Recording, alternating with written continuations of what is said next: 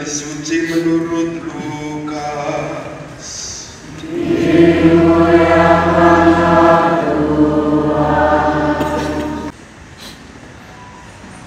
Ketika tiba waktu penyucian menurut hukum Musa, Maria dan Yusuf membawa Yesus ke Yerusalem untuk menyerahkan dia kepada Tuhan. Seperti ada tertulis dalam hukum Tuhan, semua anak laki-laki sulung harus dikuduskan bagi Allah. Juga mereka datang untuk mempersembahkan kurban menurut apa yang difirmankan dalam hukum Tuhan, yaitu sepasang burung tekukur atau 2 ekor anak burung merpati. Di Yerusalem ada seorang bernama Simeon. Dia seorang yang benar dan saleh, yang menantikan penghiburan bagi Israel. Roh Kudus ada di atasnya, dan kepadanya telah dinyatakan oleh Roh Kudus bahwa ia tidak akan mati sebelum melihat Mesias, yaitu Dia yang diurapi Tuhan. Atas dorongan Roh Kudus, Simeon datang ke Bait Allah. Ketika Yesus anak itu dibawa masuk oleh orang tuanya untuk melakukan baginya apa yang ditentukan hukum, Simeon menyambut anak itu dan menatangnya sambil memuji Allah, katanya, "Sekarang Tuhan, biarkanlah hamba-Mu ini pergi dalam damai sejahtera sesuai dengan firman-Mu. Sebab mataku telah melihat keselamatan yang datang dari-Mu, yang telah Engkau sediakan di hadapan segala bangsa, yaitu cahaya yang menyatakan kehendak-Mu bagi bangsa-bangsa lain dan menjadi kemuliaan bagi umat-Mu Israel." Yusuf dan Maria amat heran akan segala sesuatu yang dikatakan tentang Yesus. Lalu Simeon memberkati mereka dan berkata kepada Maria, ibu anak itu, "Sesungguhnya anak ini ditentukan untuk menjatuhkan dan membangkitkan banyak orang di Israel, serta untuk menjadi suatu tanda yang menimbulkan perbantahan, supaya menjadi nyata pikiran hati banyak orang. Tetapi kelak suatu pedang akan menembus jiwamu sendiri."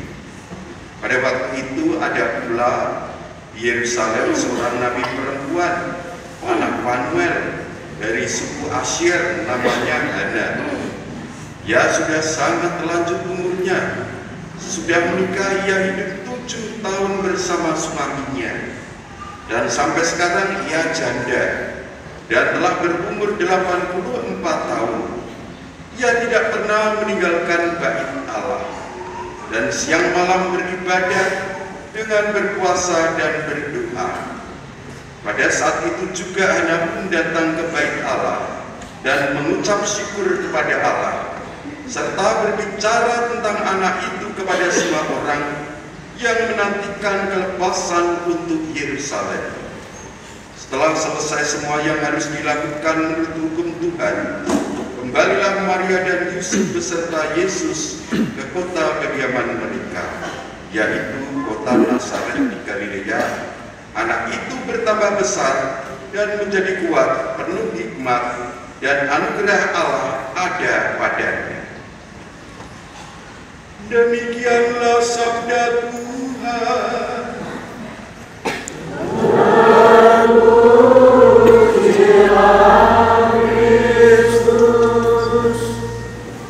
Saudara-saudari yang dikasihi dan mengasihi Kristus, dalam bacaan pertama Nabi Maleakhi mewartakan tentang pengharapan akan kedatangan Allah bagi umat Israel yang menanti-nantikan kedatangan Mesias. Dan nantinya akan terpenuhi kerinduan itu dengan hadirnya Yesus yang dipersembahkan di Genisah, seperti diteguhkan pula dalam bacaan Injil, di mana adat istiadat Yahudi pada saat itu, kalau anak sulung laki-laki harus dipersembahkan kepada Allah setelah berumur 40 hari. Yusuf dan Maria membawa Yesus ke bait Allah dan juga dengan membawa kurban, yaitu 2 ekor burung. Saudara-saudari yang terkasih, kita pun juga menyambut kedatangan Sang Mesias itu, yang karena ini adalah Yesus kecil, masih 40 hari, dan kebetulan juga yang itu dari anak-anak juga menyambut Yesus kecil, anak-anak TK Sorowajan. Maka nada suaranya bagi gadok pas cocok tenan dari TK Sorowajan ini. Anak-anak itu diam berarti setuju ya. Sorowajan. Nah, nanti kalau panjenengan punya harapan mereka ini ya, panjenengan punya anak-anak TK, Bapak Ibu ya, simbah-simbah, kalau punya cucu maksudnya ya, itu bisa disekolahkan di TK Sorowajan. Saudara-saudari yang terkasih, Yesus Kristus adalah satu-satunya pengantara manusia dengan Allah, dan Dia hadir di tengah dunia menjadi sama seperti manusia, mengikuti adat istiadat di mana Dia hidup dan berada. Dan karena sama dengan manusia, maka kita pun sebagai umat bisa mengerti dan mengimani apa yang diwartakan oleh Yesus Kristus itu. Perayaan 40 hari kelahiran itu bukan hanya dihidupi di Israel saja, tetapi di bangsa Indonesia yang sukunya itu bermacam-macam, budayanya bermacam-macam, itu juga ada perayaan kalau anak sudah berumur 40 hari. Mungkin saudara pernah mendengar ada tradisi yang namanya puputan, di mana ditandai dengan putusnya tali pusar bayi, pemberian nama bayi dilanjutkan dengan kenduri-kendurenan. Ini adat istiadat juga ya. Lalu juga ada tradisi visum sebagai penanda bahwa anak berumur 40 hari tersebut disucikan dari segala kotoran dalam tanda petik. Di Jambi dan Lahat itu jelas punya kebiasaan memberi nama anak setelah 40 hari umurnya baru dikasih nama. Kalau kita mungkin punya kalau memberi nama bahkan mungkin hampir sama seperti Yesus ya. Sebelum lahir wis ana jenenge. Yen lanang iki nomor 1 anak sulung jenenge Eko Supajo. Nomor 2 wedok jenenge Dwi Srintel dan seterusnya ya. Bahkan kalau Yesus jelas sudah ada nama sebelum Yesus lahir. Malaikat Gabriel yang menyampaikan itu kepada Bunda Maria, engkau akan mengandung dari Roh Kudus dan diberi nama anakmu adalah Yesus. Saudara-saudari yang dikasih dan mengasihi Kristus, kalau dikatakan nama anak itu sesuai dengan adat istiadat setempat, dialek budaya setempat, maka orang Jawa mendengarkan nama orang Timur itu mungkin juga rodo aneh. Demikian juga orang Timur mendengar nama Jawa rodo aneh juga. Tetapi yang jelas bahwa nama itu pasti membawa pesan. Bahkan nama adalah doa juga, ada harapan. Ada juga memberi nama Waton, karena peristiwa yang melatar belakangi kelahiran anak tersebut. Bisa jadi gitu ya, karena anak begitu lahir cepat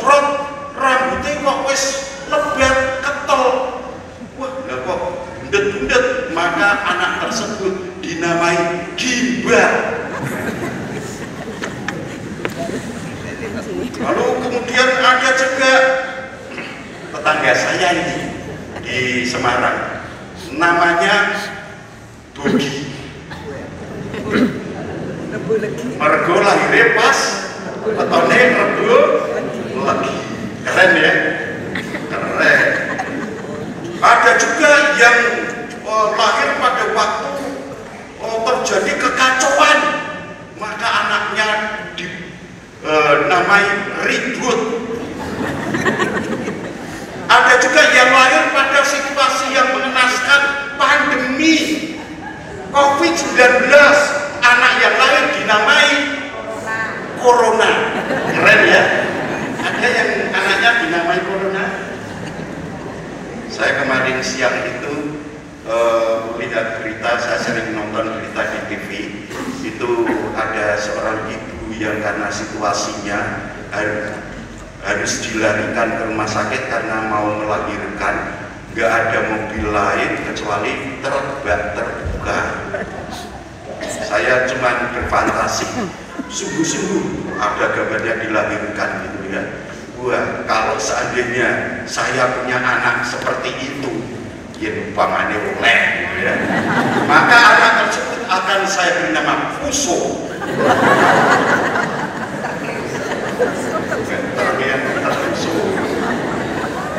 Seandainya ada anak yang mau dilahirkan, ada ibu mengandung ketika bertemu dengan konsultasi dengan romonya, tiba-tiba sudah mau brojol di pasturan dengan romo. Waduh, piye?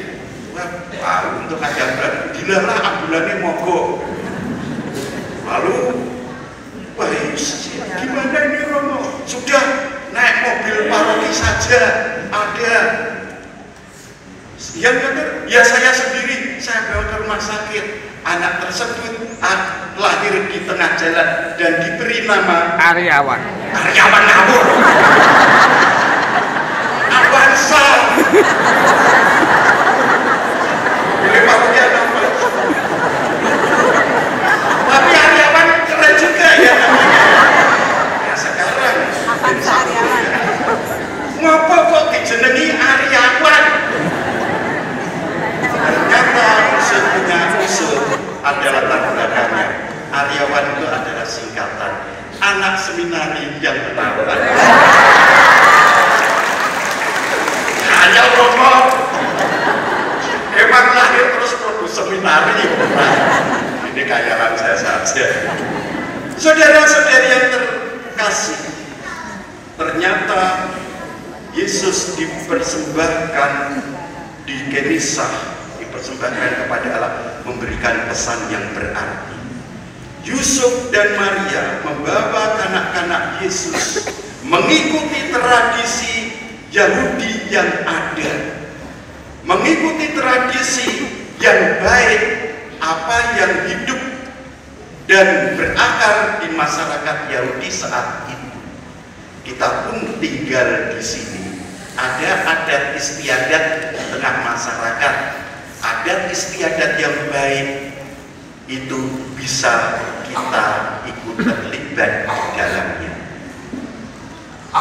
Adat istiadat itu juga ada di dalam gereja.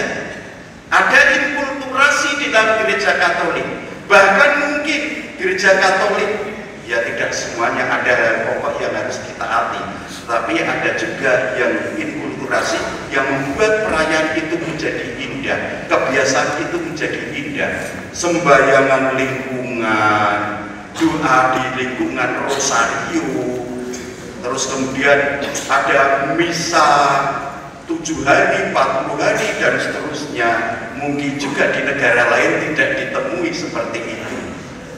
Tetapi ini adalah sesuatu yang baik, tradisi yang baik, baik masyarakat maupun gereja yang bisa kita ikuti. Bisa saja ini bisa membawa makin bisa nguri-nguri budaya yang baik, bisa makin merukunkan, membawa kedamaian, dan yang jelas bisa memperdalam iman kita. Dan akhirnya pesan itu mengarah kepada, kalau kita mengikuti maka kita pun diutus untuk memantulkan terang itu di mana kita hidup dan berada, supaya akhirnya hidup kita pun menjadi persembahan yang pantas untuk Tuhan. Saudara-saudari yang terkasih, marilah kita disenang untuk meresapkan warta sabda pagi hari.